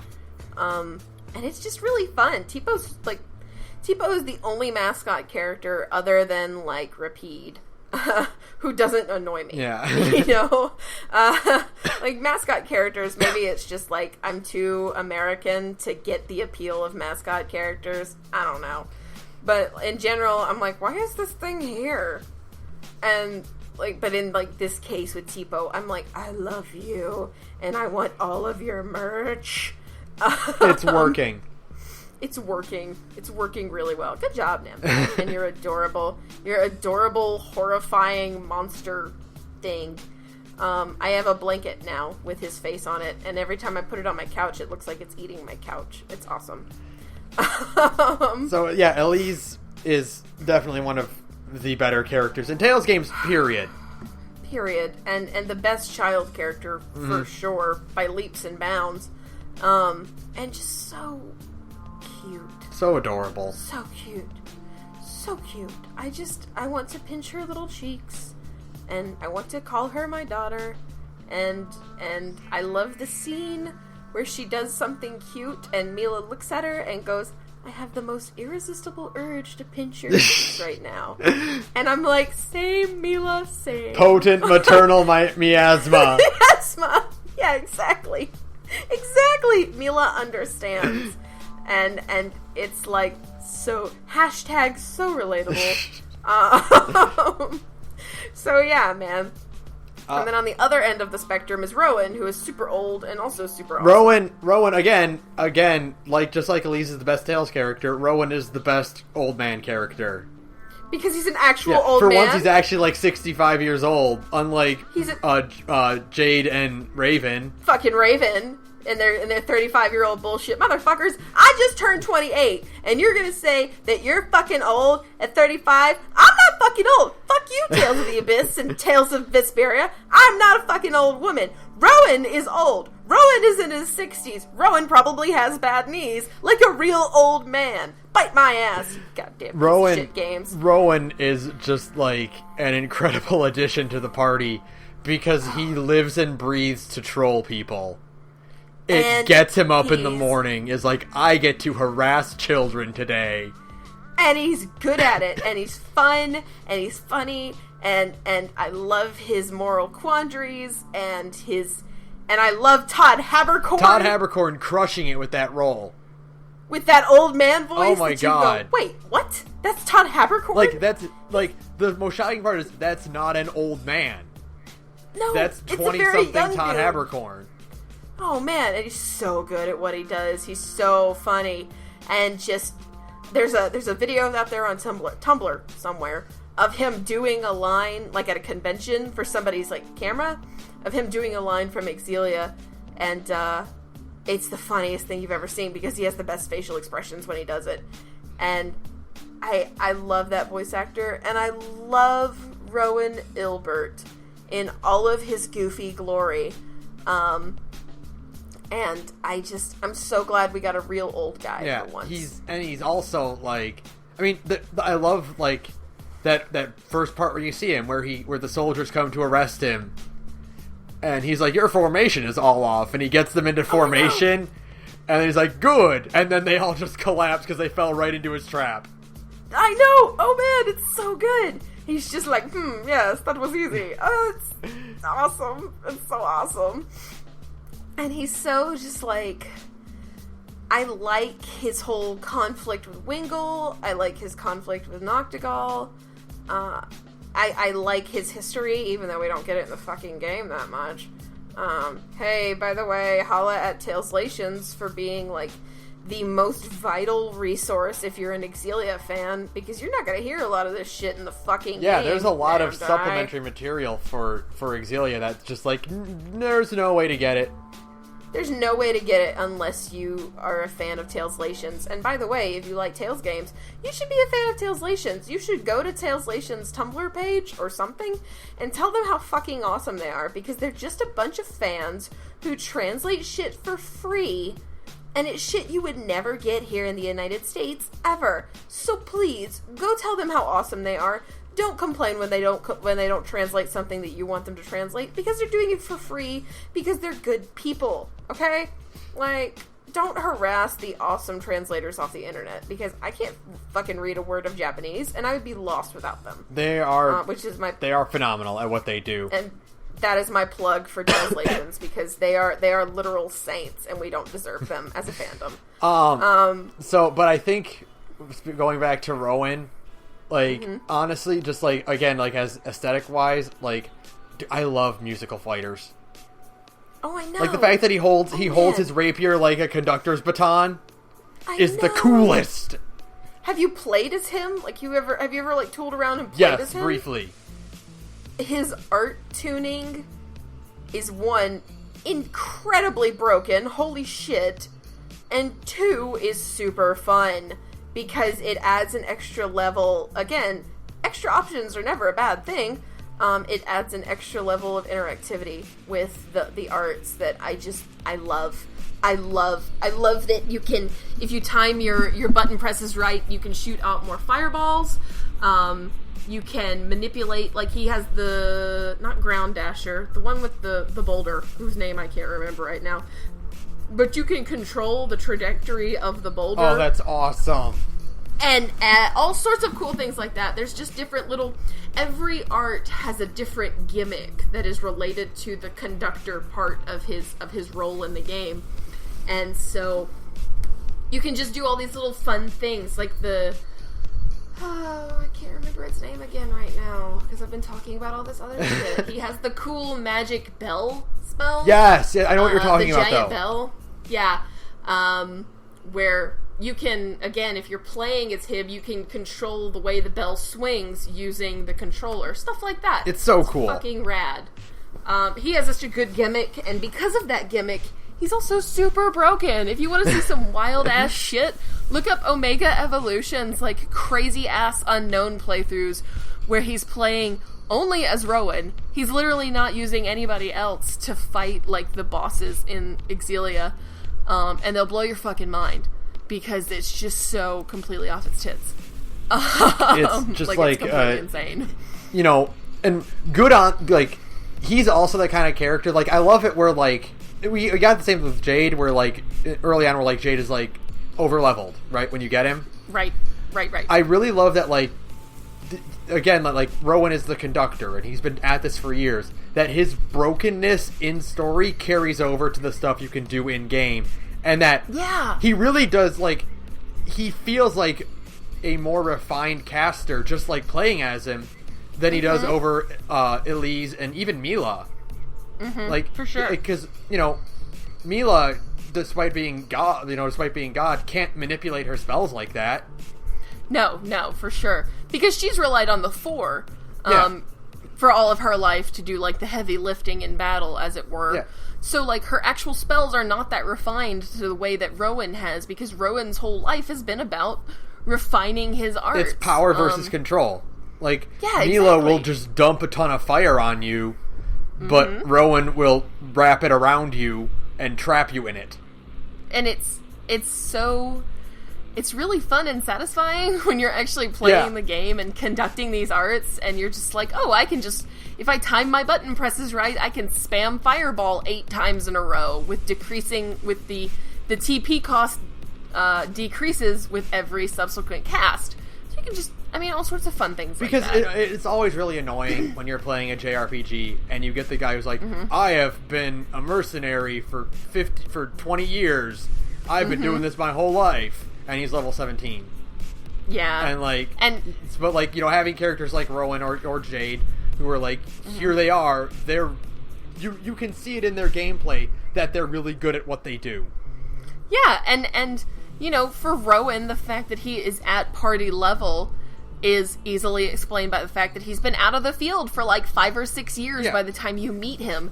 And so you're able to be like, okay, well, he's weaker level-wise, but the way his arts function and the artistry behind the arts is a good way to express his superiority. Yeah, it all ties back again to the idea of gameplay versus story segregation. Where it's a kind of a good twist on it. Yes, you have to make the convention, because you can't have Rowan come in and be level 99 because that's not fair. Right, and it makes the game less fun. But by having his actions and his abilities reflect decades of refinement and training, you can still get the idea across that he is an experienced veteran fighter. Yeah, exactly, and he's just on another level as a fighter and as a tactician compared to the rest of the party. It was so cool. It's just cool. I hate to use that word again because I feel like I used it a lot. Again, the thing is that Xillia really does split the difference between Abyss and Vesperia when it comes to party growth. So Xillia's characters do all in general lean more towards the cool side. Right. And they're definitely cooler, and they're not nearly the level of complete asshole that Abyss's characters kind of stray into. Rowan comes close to Jade's trollingness, but Jade is an asshole, and Rowan is just a grandpa. He's just grandpa. He's just having a good time. Jade is actually just not a good person. That's the difference. Rowan at his heart, and you can tell with everything he does, he's a good person. When he isn't trolling, he is so genuine in his like for the cast. Yeah. The series is served so well by these upgraded models because you can tell just by the way he looks at the rest of the party, he has such a genuine affection for all of them. He's all smiles. He's all smiles. There's a part in Shandu where a rock slide happens, and he yanks Leia out of the way, and Leia kind of takes a minute to get up because she's a little bit, fragile. And he's just so, again, it's the Todd Haberkorn voice acting, working with these really good models where he, she says, "Oh, Rowan, you're hurt. I'm sorry. It was because of me." And he just says, No, I'm fine. I'm more worried about you. How are you? And the way the voice acting is done and his body expression, it just comes across as so genuine, where you can just tell he just adores these kids. And how can you not like a character like that? Come on. He loves these people. I always, it's one of my favorite things where, I do in general, I like the grandpa character of the party, or, the veteran of the party. Like Orin in 10, or, not really, but, Sid in 7. Not Jade, the other Jade. one. Raven. Yeah. Raven, not or Jade. like, Jade's the worst. You get, that idea of, like, you see, like, this old guy who's, like, they're proud to be amongst this party of youngsters. Yeah, these awesome kids who are just doing their best, and he's so obviously proud of them. And he has, because we're tying this into, actually it works out really well, because so far we've been able to tie it into everybody who's had a pre-final boss fight conversation. I think one of my favorite, he has a lot of really good interactions with Elise, but my favorite interactions are his ones with Leia. Yeah. I love their final boss conversation. I love their victory skits. I love the one where he grabs her and starts dancing with her, because he's just so happy. And I mean, you can just tell how much he likes these kids. And I love it. It's so sweet. He's so proud of them, and he's so endeared to Leia and her optimism that he clearly has not been able to kind of feel in the same way that she does, and he just respects it. He doesn't just like it about her, he respects it about her, that she can keep a smile on even when she's miserable, and even when things are hard, she just trying to keep going. And I just love it. Yeah, exactly. I mean, you can tell he likes these people a lot. He's really just characters. A very endearing and fun character, and very much... again, this game is... One of the things I keep coming back to for this game is, like, it's very much appreciated what it does. Mm-hmm. Oh, for sure. Like, that's probably, like, the best way I can put it. Like, it doesn't... It's not, there's certain points where, like, there are other games that are better than it, but, like, everything it does is very much appreciated for being what it is. Yeah, for sure. Its characters are not quite... I don't know how to put this. Its characters aren't the same level of complicated as Abyss's characters. But that's not necessarily a bad thing. They're still good characters, they're still well written, and you still get a good sense of who they are as people, but they are not as overly complicated. Yeah, exactly. And yet, that's not necessarily a bad thing. It makes the cast, writing-wise, maybe a little bit weaker than Abyss's, but everything about every Tales game, when it comes to writing, is weaker than Abyss's. Yeah. It can't help it. Abyss's writing is just on another level. But everything just about these characters is very... You come across... I think the thing that really sells me about Tales of Xillia that no other game has managed to do, not even Vesperia in the same way, by the end of Tales of Xillia, you get the sense that all of these characters are friends. Yeah. You get the sense that they are going to stick together after all this. Yeah, even while Mila fucks off and becomes God, the fact that the game ends with everybody writing each other letters is a pretty good indicator.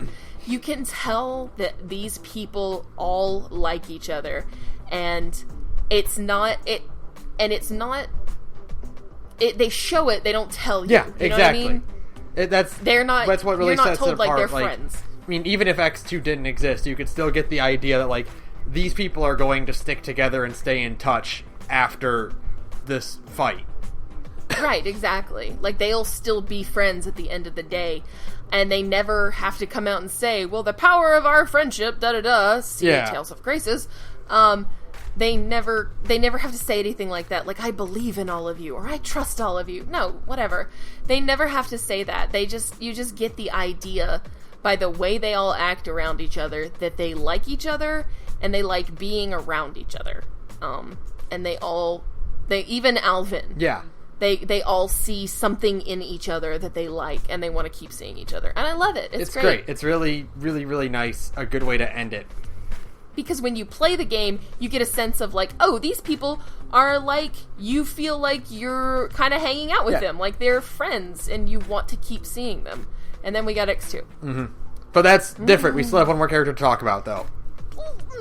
Can we? I'm so excited. Yes. Oh my god. We'll move on to the last party member, which is Leia. Leia is my 5th favorite. Okay. In my Tales of character rankings, number 1 is Mila, number 2 is Gaius, we'll get to that.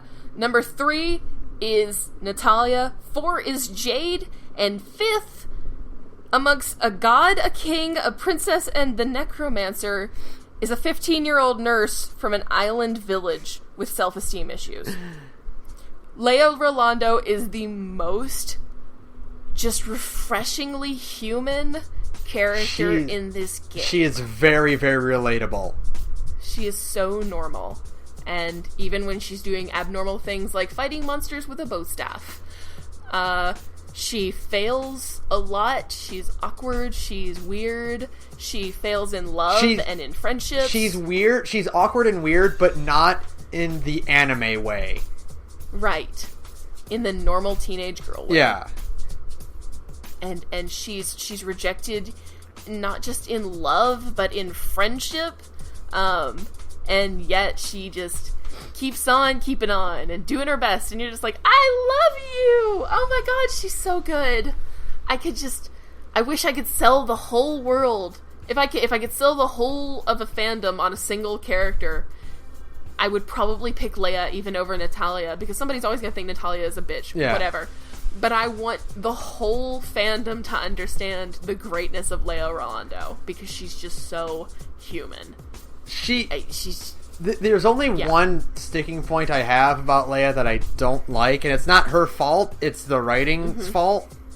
Yeah. And I think you agree on this well, because we talked about this a lot during our LP, which I need to put up at some point. I need to re-upload that. The game seems to imply that she's sickly in some way, but it doesn't do it enough to make it like an actual plot point.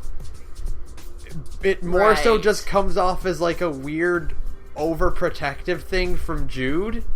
Mm-hmm. And it's like, it's this really weird part of her character that doesn't come up at all, except for like a very few times in the very beginning when you first meet her and you first do that dungeon with Mila in the cave, and then like never again.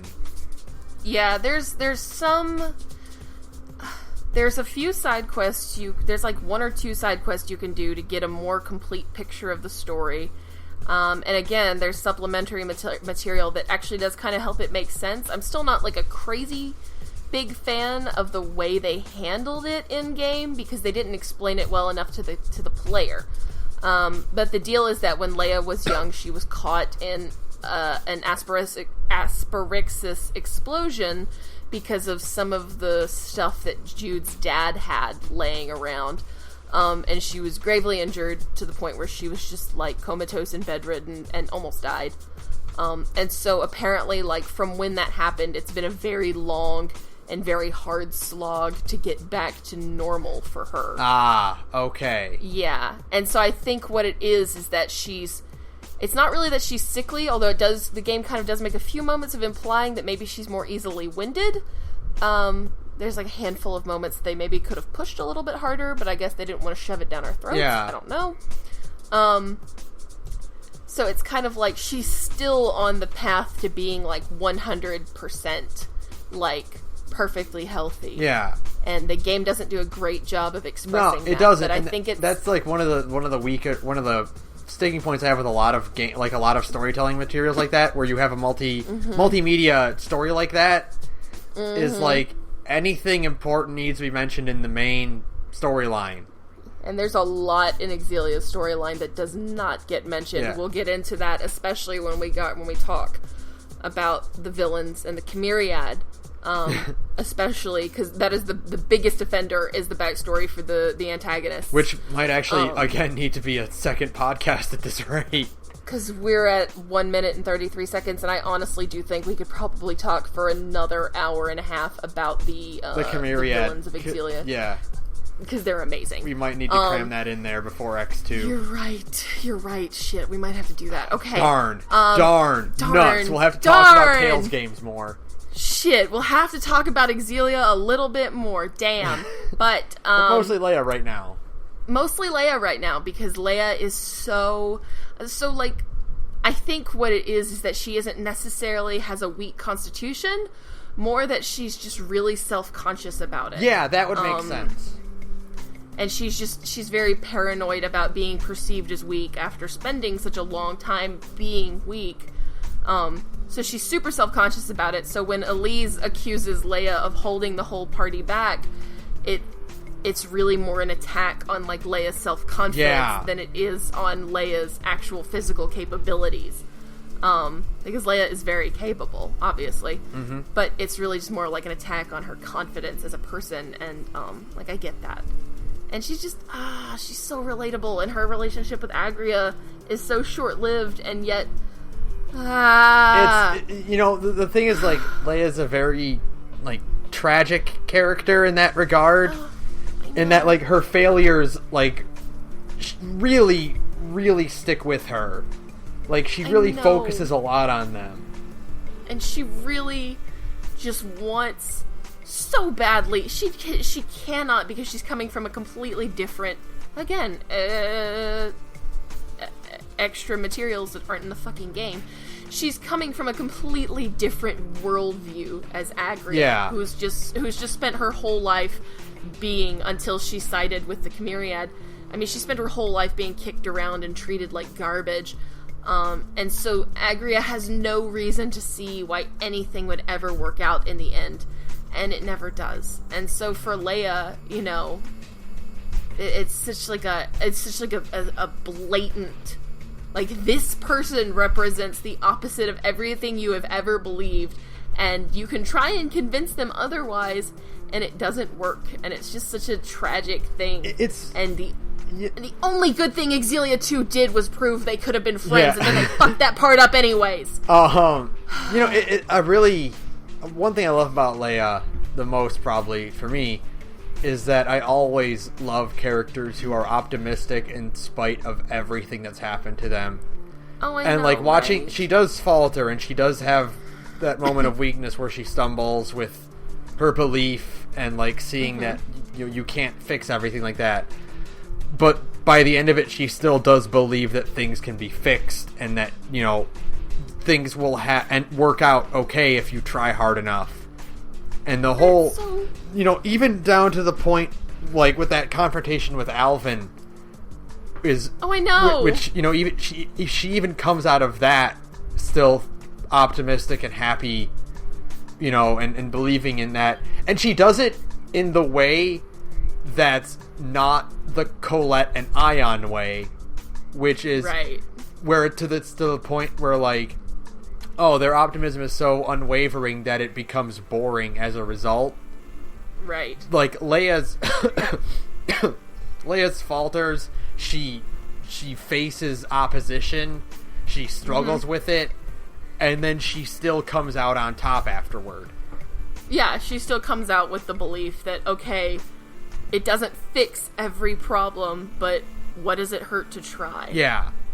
Like, that, I mean, that really is kind of what it boils down to. It's like optimism and believing and working hard doesn't fix everything, but it doesn't hurt to give it a try, so why not? Like, and so that was, like, the whole crux of her final conversation with Rowan, is that at the end of it, she's still just like, well, I'm sad because, you know, I failed with Agria, and Jude doesn't love me back. My friend shot me in the back, literally. She's like, but this is literally the only way I know how to keep doing things, and I think it'll still work out for me.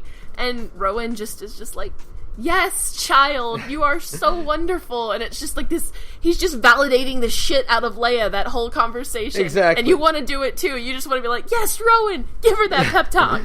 You know, she pep needs talk it the right shit now. out of this girl. And she's just so good. And she's really fun to play at. Just to throw that in there real fast. Yeah, like, for as far as healers go, she's easily probably the only good healer to ever play as. Oh, absolutely. As we discussed, I mean, well, Estelle isn't bad, but you have to gimmick her. Yeah, she's too slow for my taste. Leia is fast and punchy. She could tank if she wanted to. Like, if you did your Lilium Orb right, which is why the Lilium Orb is so awesome. Leia could tank. She can pull dual duty as healer and fighter.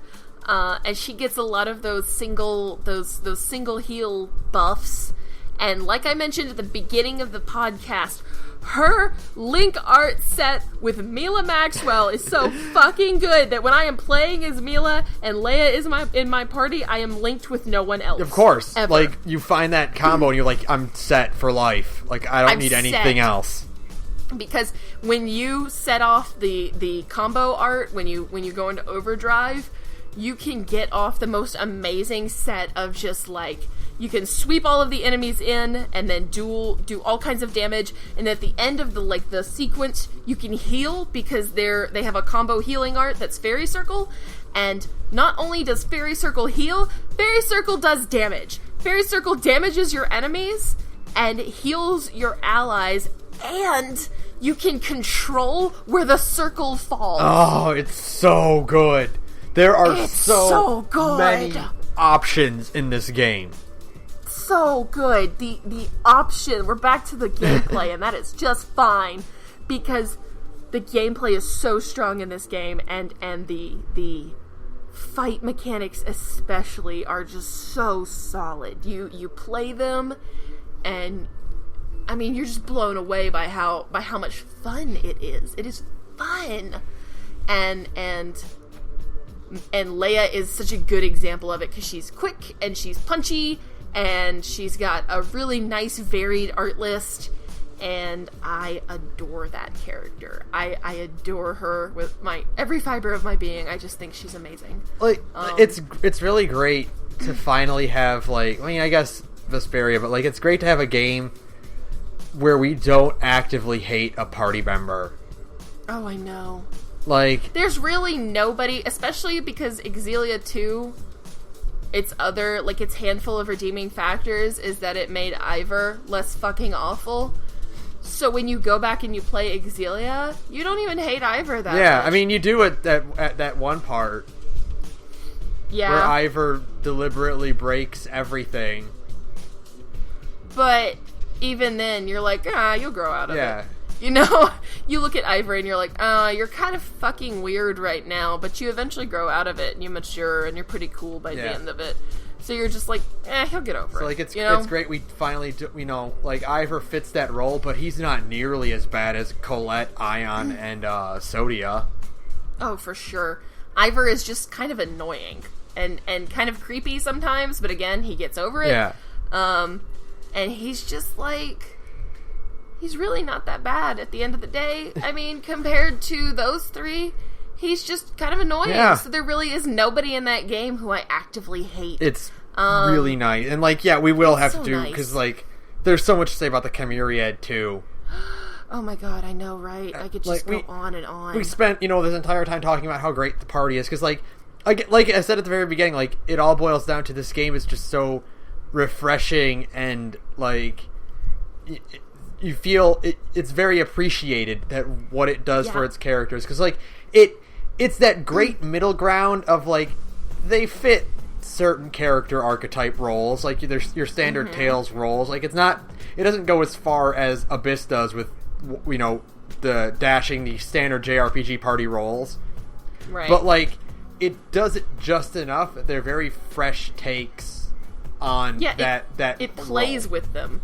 Yeah, it really does a good job of kind of taking the standard JRPG tropes and playing with them and kind of flipping them on their heads or examining them in, like, a new way, like the take on the traitor with Alvin was such a unique take that Zestiria doesn't really have much of a traitor party-wise, and I can't really seem to think of anybody in Berseria who could possibly be the traitor. They all seem so straightforward as people that it almost feels like, because of that, like, Alvin was such a unique take on the traitor in a Tales game. They don't want to do it again. Like, they don't want to do it for a while, because how do you top such a unique look at it where the traitor is a deeply complicated and very conflicted person?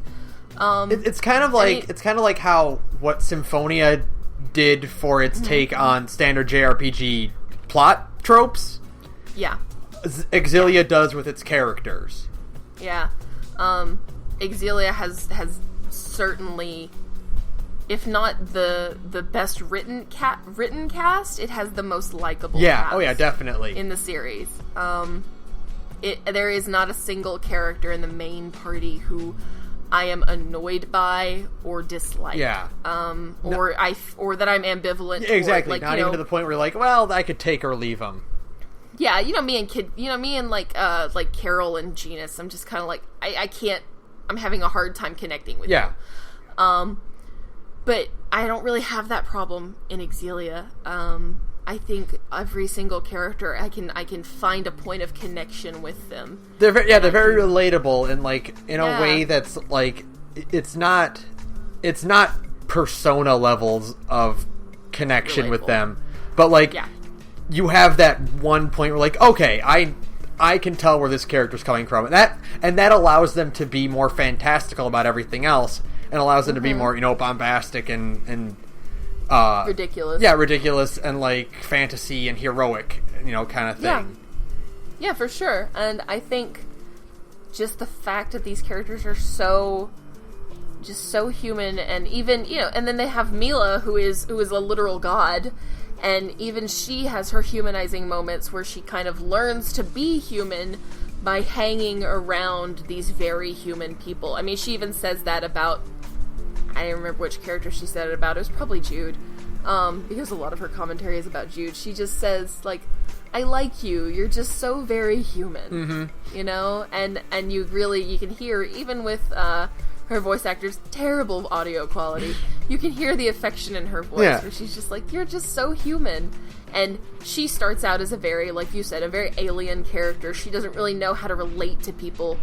And she comes across, for a pretty large portion of the game, she comes across as pretty cold. She starts off as Rose Quartz, basically. Yeah, she's Rose Quartz, and she's just kind of, like, she doesn't really understand people. She just thinks they're kind of cute, You're so funny, Mr. Universe.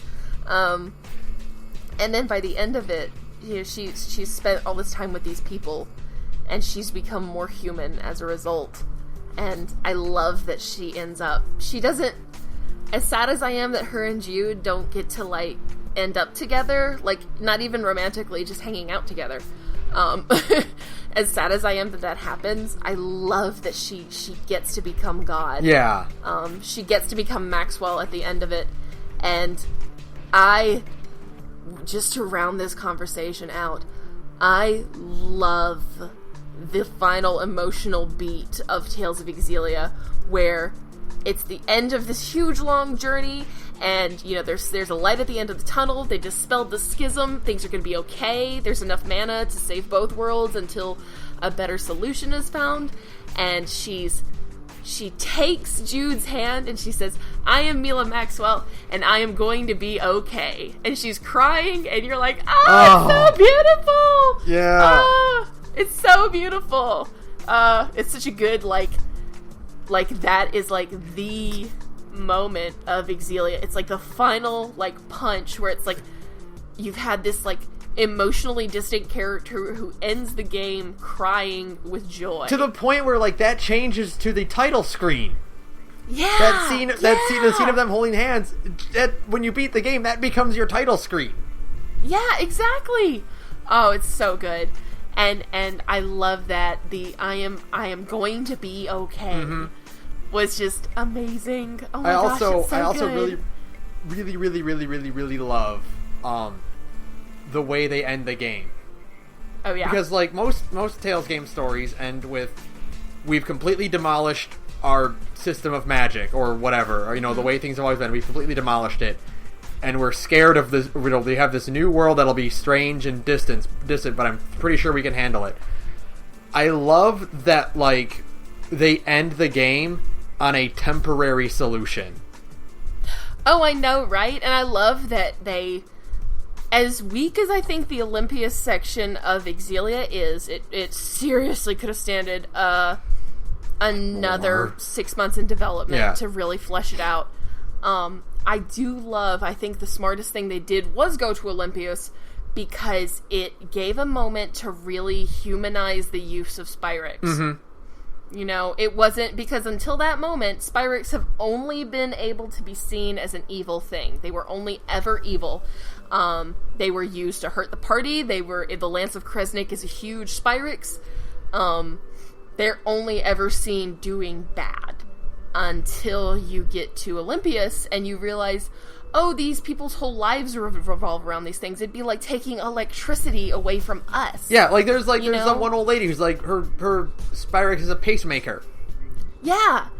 And her granddaughter has it too, because she's got like heart arrhythmia or something like that. So like this little kid has a Spyrex as a pacemaker. And you're just like, oh, okay, these things have a purpose. You can't just snatch them away and be like, well, we're going to use a new system and hope for the best. It's a temporary solution until they can find something else. Mm-hmm. And it feels like such a nice, like it's a good take. Yeah. It's a very nice, it's just like you know, we'll buy ourselves some time. We'll figure out the best possible solution. And it's cute spirit animals. It's really great. Like, it's like honestly one of my favorite parts of the entire game is the fact that they ended on, we'll figure it out. It's, again, eventually. It goes back to Gurren Lagann, where it's like, where it ends with the anti-spirals being like, spoilers for a 7-year-old show at this point. It's 8 years, 9. I think it's longer. I think it's like 9 years. Where it ends with the anti-spirals going like, if you use spiral power, if you keep using spiral power, you're going to fuck up the world. Alright, well, we won't until we can figure out something better. We'll just not do it. Right. Yeah. Oh man, it's so good. It's such a like a moment of just like it's that moment where you're like, you're really putting your faith in humanity as a whole to be like, well, we'll figure something out. We'll figure something out. We'll figure a better solution out. Like, trust us. We'll figure it out. And that's what's so cool. Going back to Mila, it's so cool that the new Maxwell is a human god. Yes. You know, she is a god who, again, Maxwell, the original Maxwell, literally just decided to let Olympius rot. He took all of the people in Olympius who could use spirit arts, he put them on a big old fucking island, he covered that island with a magic dome, and he said, you will wait here on an arc, basically, until the whole of Olympius has killed itself off, and then I will release the schism, and you will have this whole world to yourself. I mean, Maxwell basically just gave up and bailed on people. And he's just, and that is like a true, like an unfeeling God reaction, you know? Exactly. It's very Old Testament. And Mila, meanwhile, is literally just, she's human. And I mean that like in a literal sense, that she grew up as a human in a human body, and now she feels these human emotions, and by the end of the game, she's crying tears of joy. And it's such a human reaction to finally completing your mission. Yeah. This thing you've lived to do your whole life. So she's going to be able to take care of the world in between that time. Right, in a way that the original Maxwell just couldn't. I mean, he even says, he's like, I'm tired. When he gives up, he just says, I'm tired of fighting against the will of mankind. And so he gives up and he hands over to Mila, and then Gaia shows up and fucks everything up, but we'll get to that. We'll get to that later. Because it's been 2 hours. The point is, like, again, going back to the fact that, like, Xillia is, like, the clear best game in the series. I mean, 100%. For all of its weaknesses, it's too short. Yeah. It's too linear. It can be too easy sometimes. And the writing, plot-wise, can be a little iffy. Like, it just needed some fleshing out in certain places. And maybe a better sense of the tension between Azul and Rashagal to really get in... Because, like, you really get a good sense of the tension between Malkuth and Kimlaska. Or the literal tension between Tetheala and Silveron. Like, you get a really good grasp on those situations. Azul and Rashagal are just kind of like implied. Yeah, you don't really get to see a lot of besides the war. You don't get to see a lot of like, oh, those guys. Yeah, and that's kind of like another like, you know, like show, don't tell. Don't give us this giant cutscene of like a war. You know, give us more like actual proof that these two countries just hate each other. You know? Yeah. Help me out. Throw me a bone here. So ultimately, I think Xillia's strongest point, now that I think about it, is like, you know, okay, so every other Tales game has that part where you're like, I don't want to do this part. You know, like, it's the mountains in Abyss, or it's all the dungeons in Symphonia. Like, it's the entire third act of Vesperia. Yeah. Whereas, like, I can't think of the part in Xillia where I'm like, I don't want to do this. Yeah, there part. really isn't one. Like, it has a slow start, but the combat's still really fun. So you're like, okay, well, the plot will pick up, and in the meantime, I get to really enjoy this awesome-ass battle system. Exactly. So there's really no part of Xillia that is, like, bad. It just needed more, you know? It's not... Yeah. Like, that. I guess that's the best way to sum up Xillia. There's no part of Xillia that's bad, but it needed more. Mm-hmm. But ultimately, everything that is in the game is really good and very solid. And, yeah. So, I think that's about it We for talked now. about Xillia as much as Vesperia, and we're not done. We'll have to come back to it, because we're talking... We need to talk about the expanded lore and the Chimeriad and Gaius and Muse at some point. Yeah. Exactly. Like, we'll save those for another part, and then we will stick our heads into the swamp that is X2. Fuck. We're gonna get super fucking drunk for that one. But next podcast is one that I'm very excited for. Which one is the next podcast?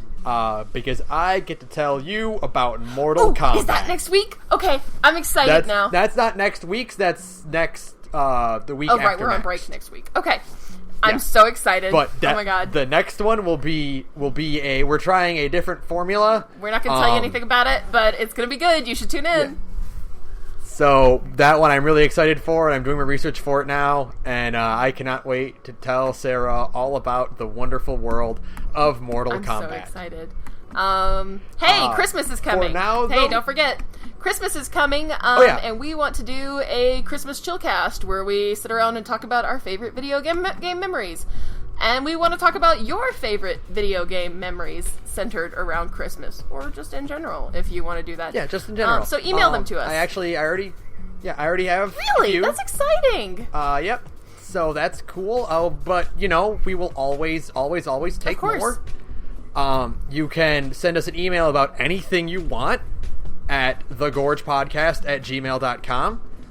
We'll answer your questions on the air if you want to tell us that we're stupid or that we're wrong about certain things.